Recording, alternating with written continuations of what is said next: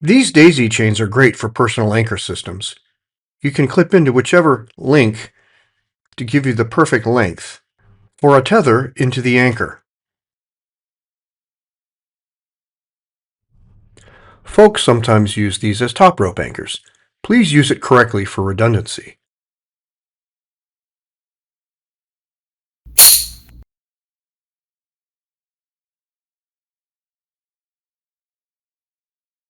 This setup is incorrect because it offers no redundancy.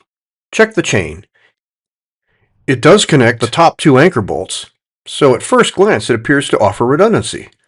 But two connections to the rock are not sufficient. If the anchor fails because one single element fails, it is not redundant. See this link? If it breaks, the anchor fails. This setup offers redundancy. Follow the links from each bolt to the top rope meters.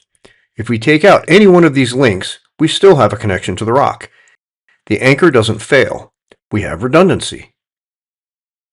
So, if you use a daisy chain as a top rope anchor, be sure to clip two adjacent links to your top rope beaners, and be sure to use two top rope beaners.